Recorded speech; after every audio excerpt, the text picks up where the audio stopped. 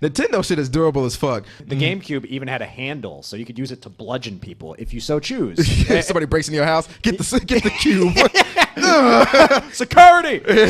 What happened? Did he beat you with a baseball bat and he had this purple box, man? He just wailed on me. He beat the fuck out of me with it, and then he started playing video games on it.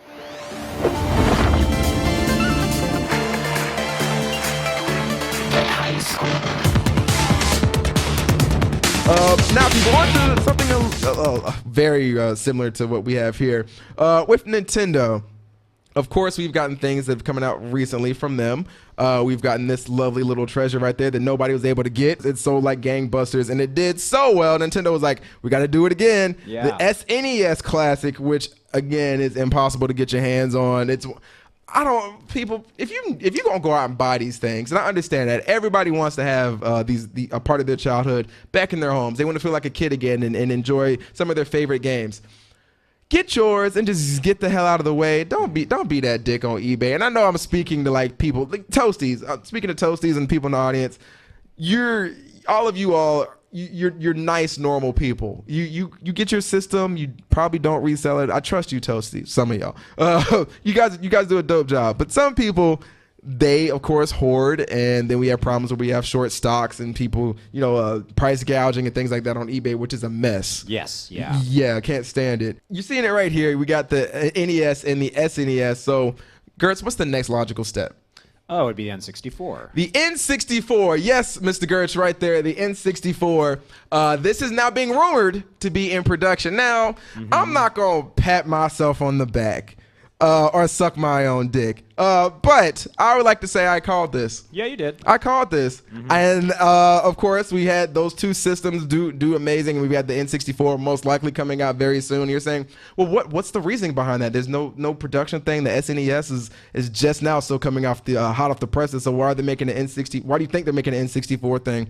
Well, because there's something called trademarking in this world. And a lot of companies do this so they can keep the look and the idea of their future products. And Nintendo decided to go ahead and trademark this little thing, this little beauty, this little drawing. Oh. And yep, this is people basically saying confirmed this is coming out. And Gert, you look puzzled. Yeah, that no one likes that controller. You can't come out with an N64 and have like the Super Nintendo controller. Yeah, but you could change up the controller a little bit. I get, like, you want it to resemble the N64 controller to hit those nostalgia buttons. I get that, but that controller's terrible, man. Man, it's not the best, but I ain't mind it. Oh, it's bad. Like, as a kid, like, it tore up my palms playing Mario Party.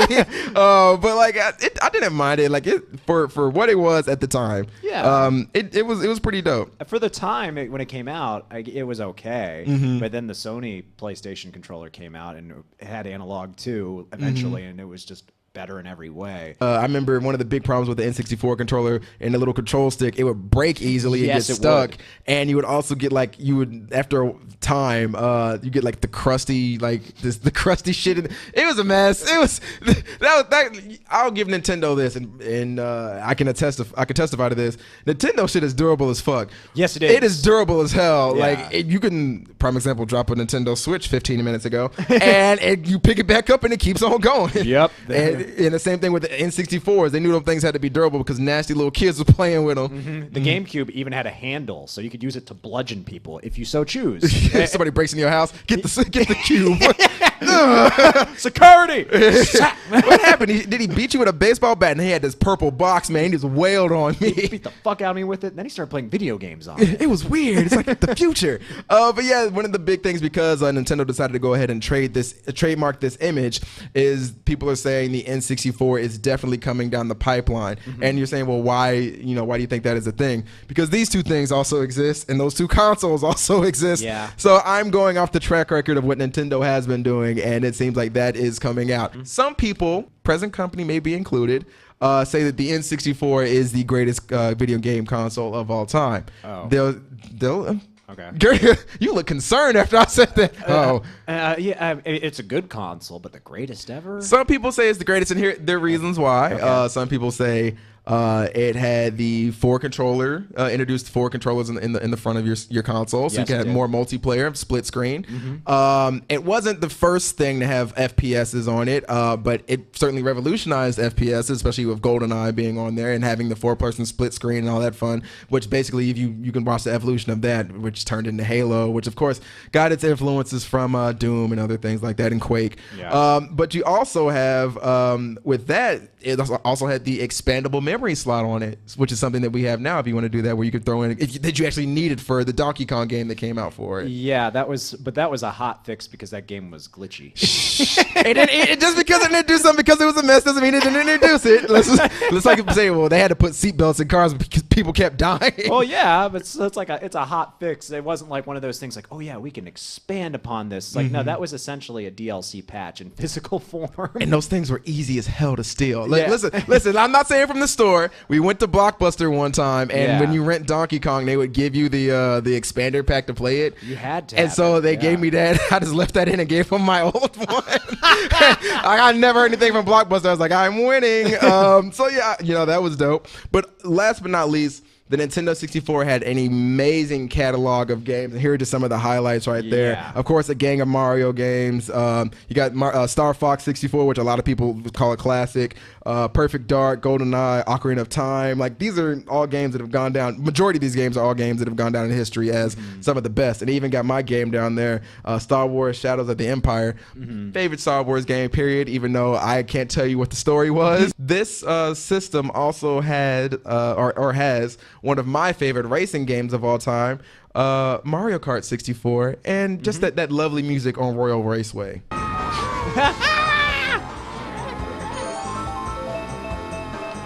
Get it? Yes, I love it. But yes, with Mario Kart 64 and all the other games that they've had on the 64, they did an amazing job. So I'm interested in this to see if this actually comes out, which I'm calling it now. It is probably we're gonna get this announcement probably in October, and they'd be like, it's gonna be out November 25th, right after Thanksgiving. You get it now. Things to be that soon. Man, the way they're flipping stuff, man, I feel like they are. Yeah, that's true. I mean, they are. I don't know if they're rolling in money, but a lot of their systems are selling really well. With the 64, I 100% think this is going to be coming out. You heard it here first, or technically, but I'm calling it.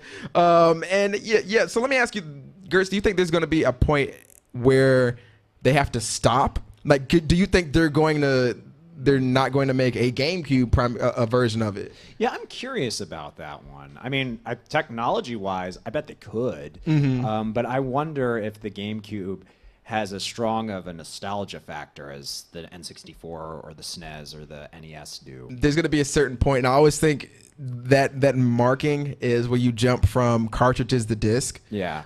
Because I don't Exactly. really, I don't really know if I would have the same connection to an SNES, which I'm a big fan of and still want to get a classic. To prime example, a Dreamcast classic. I would like to have a Dreamcast classic if you could do that. Yeah. But to that, or a PS1 classic, or a GameCube classic, or anything like with disc-based classic. I don't know if I'd want that. I see the twinkle in your eye. What is that? Yeah, you think you can get that Wii U classic so you can relive all the good memories you've had with your Wii U, man? All 4 of them. Yay, man. Mario Kart 8 and Bayonetta 2 and Smash Brothers. Yay. Another thing with the GameCube, and again, as much as I liked that system, I do think I almost look more fondly back at the Wii than I do the GameCube. Really? Yeah, I definitely played more games on the Wii than I did for the GameCube. I thought the Wii had a better line of exclusive games than the GameCube did. I liked Smash Brothers on that a lot. I love Metroid Prime 3. I think they have the best version of Resident Evil 4 on the Wii. It has one of the few Zelda games I actually liked a lot on the Wii. So that's just me. That's just my preference. If they brought back a mini Wii with motion controls on it, I mean, they already made it. What if they called it a Wii Wii? God damn you, Martin. God damn it! But if they did do a mini Wii, I'd be like, oh, okay, I'd be interested in that for sure. But yeah, it looks like it's going to be dope. Nintendo, we know is coming, and hopefully we get it very soon. I think they're going to announce this in October. It's going to come out in November, and it's going to be the hot ticket during Christmas. Of course, it's going to be up there with the Switch as well. Yeah. And that's going to be the consolation prize. If you can't get your kid a Switch, get a 64. Now, there are a gang of trailers being announced, and I've gotten tweets from people, and we've also gotten emails of people asking us to talk about certain things going on at Comic-Con, because we are I would say we're the nerdiest of all the bunch up here, of all the people that are hosts on DT. You think we're the nerdiest? I think so, because it's not Coleman and Martin, because they're old and suave. It's not Sammy and Ian, because Sammy hasn't seen anything, and he's a purist. Well, Martin's got comic books down. Well, he's got that. Yeah. That's definitely his. But he don't fuck with anime. No, he doesn't. Yeah, we fuck with anime. He don't fuck with anime. Martin does not condone that shit. Martin, we don't condone that shit. But yeah, there's a gang of things coming out at Comic-Con right now.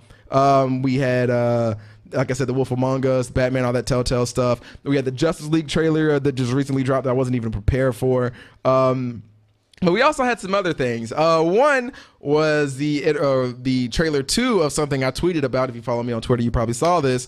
The Inhumans trailer from that first one. Oh yeah. We had a little bit of a mess. You cracked me up on Twitter, man. Yo, man, that shit was a debacle watching that trailer. Like, yeah, it was a dude getting hit with a metal baton, and he's getting hit, and he's like, like, bro, who's did these sound effects? Like, what's going on here? And then like Marvel had the nerve to be like, yo, check it out in IMAX. Like, no, I don't want to hear this shitty sound in IMAX. Stock sound effects in IMAX. Yeah, I was like, nah, I'm so good. They released the second trailer, and I'll give them this. We're not going to show it here, but that second trailer was pretty good. Excuse me, let me rephrase. It was better than the first.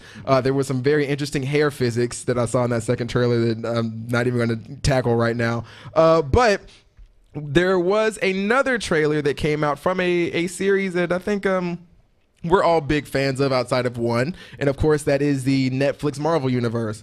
Of course, first we had Daredevil, then we had Jessica Jones, then we had Luke Cage, and then we had everyone's favorite Iron Fist. Yeah. Mm-hmm. You haven't seen that yet, man. I tried watching the first episode late one night, and I think you tried when I was there late one night. You were there, yeah. And it was too late, and that was just too boring. It's like I can't give this a fair chance right now, but what I saw was not good.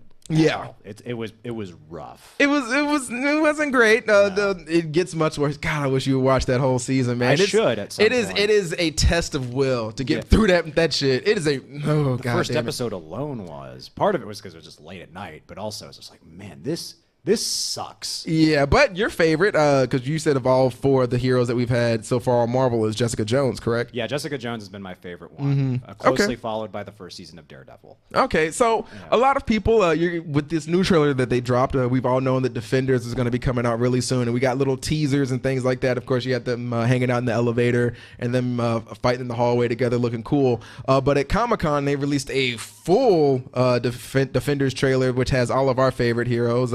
Yours is Jessica Jones. Mine is Luke Cage. Daredevil's close second for both of us. And then Iron Fist, you could just leave him in a dumpster somewhere and we'd be cool with that. Yeah, stop trying to make him a thing. Regina King. Yeah. He'll never be a thing. Yeah, he will never be a thing. But if you want to check it out, here is the new trailer for the Defenders. And the reason we're talking about this on this show is I actually got this question on Twitter, and I would pull it up on my phone right now, but I'm not going to look for that. He said, listen, I know we usually do trailers and everything on Tuesdays, and it would be all four of us there, Gertz, I, Corey, and Martin, but we're not all going to be there. So here's our opinion of the Defenders, and then you can hear the old people tomorrow. So here's the Defenders trailer. I'm glad we found each other. I'm not hugging you.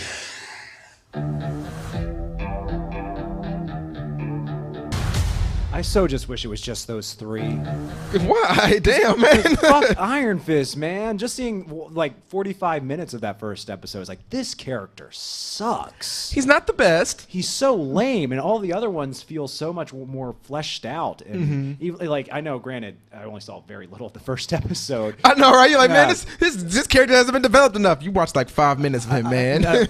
But even just like all those other characters, you get what they're about pretty quickly, and they're interesting right off the bat. Right. Fuck Danny Rand. He's boring as shit. Don't do that to him, man. No. He's been nice to you. Look, you're hurting his feelings. Look at him. It's like, fuck Danny Rand. Oh, why? Well, tough shit. Get over it. Damn. Well, yeah. Keep in mind, Netflix has had some. They've done great with 3 or 4. I'll not say 3 or 4 characters, not 3 or 4 series, because they've had 5 series now. They've had 2 seasons of Daredevil, one of Jessica, one of Luke, and one of Iron Fist. Yeah. So they've done great so far, and they just announced obviously they're having the Punisher series coming out as well. So I think for the most part they've done well with their TV series, and I'll give them this. I am very intrigued with this, even though Iron Fist shows up, because I'm seeing a lot of money being thrown at this, especially compared to what we saw in Iron Fist, which seemed like it had a budget of $5. Yeah, Iron Fist looked cheap as shit. Yeah, man. Yeah, there was. I've showed it on this show before, and I forgot what it is called.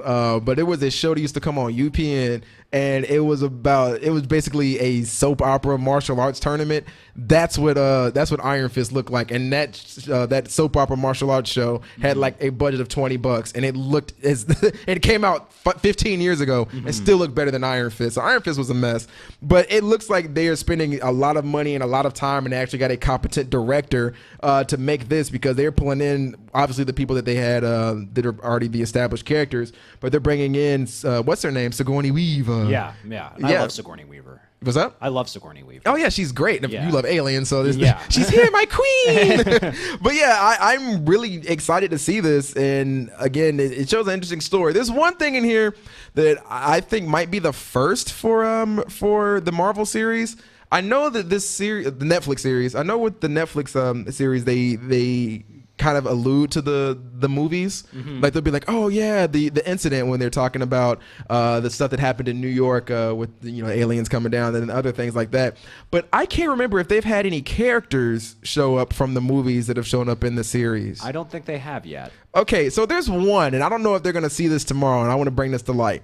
This guy right here is in the Black Panther trailer. The black guy in the van right there. Oh, okay. He's one of the people, and I'll show you this in a second. I'm looking this up.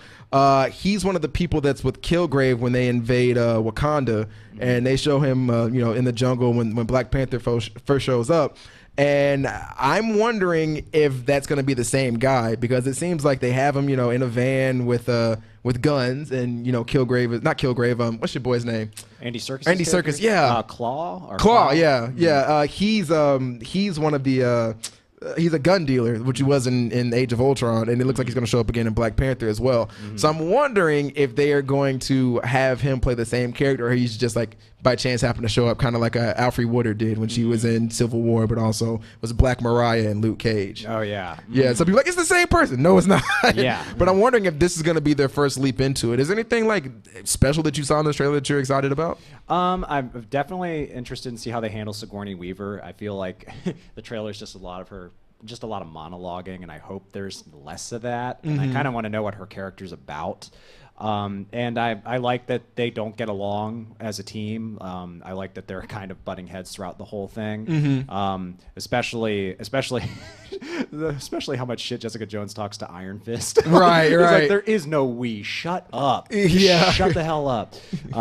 So I'm interested in it for sure. But part of me is kind of like, and I feel like I've said this a lot with Marvel now. It's like I'm starting to get a little burnt out, but then they usually turn around and do something that I end up liking anyway. So I have a hunch that's probably going to happen with this. I'm curious to see how they're going to handle Elektra here too, because she's actually in this trailer pretty prominently, and I was not a big fan of her in Daredevil season 2. Didn't really dig her as a character. So I'm hoping they do something interesting with her. Yeah, it'll be interesting to see what they do. And Sigourney Weaver is a very talented actress, and she commands the screen when she's up there. Yeah. So she does a great job. If you have not seen was it a Monster Calls or Monster Comes or whatever it's called? Oh yeah. Shit. It's a Monster Calls, right? Yeah, I think it's a Monster Calls. Yeah, she has maybe 15 minutes in that movie, but every second she's on there, you're just like, wow, I'm feeling for this woman because she's going through some shit. Yeah. But there's other things in here too. I see that they're still fighting the bad guys from Daredevil season 2, The Hand. Yeah. I keep wanting to call them the Heartless, but that's from Kingdom Hearts. Yeah. But I know their hearts don't beat. I hope they're not too prominent here. I got a feeling they are, man, because they're kind of setting them up to be like the big bad guys that is going to take all of these people coming together to fight. Yeah, I'm not with them, man, as like villains. I just find them really stock and boring, especially coming off the heels of the Punisher in the first portion of Daredevil season 2 and Wilson Fisk in the first season. Right. Both I thought were way more compelling than The Hand. Okay. It's like just a mysterious group of ninjas chilling in New York. Yeah, if somebody can tell me Andy Serkis's name from that movie, because he's not in. I think it's Claw. I think it's I know. Claw. I know Killmonger is Michael B. Jordan's character, Yeah, pretty and I sure it's always mix Claw. him up with Kilgrave, who's in Jessica Jones. But I think it's something Claw. Yeah, I want to say Dr. Claw, but that's Inspector Gadget. I keep wanting to call him Dr. Claw. I'm gonna get you next time, Panther. Bitch. So yeah, this actually looks pretty dope. And Netflix, again, your batting average is pretty good with these shows, so I have a lot of faith in this. And it looks like you put more money towards this than the Inhumans, so I appreciate that.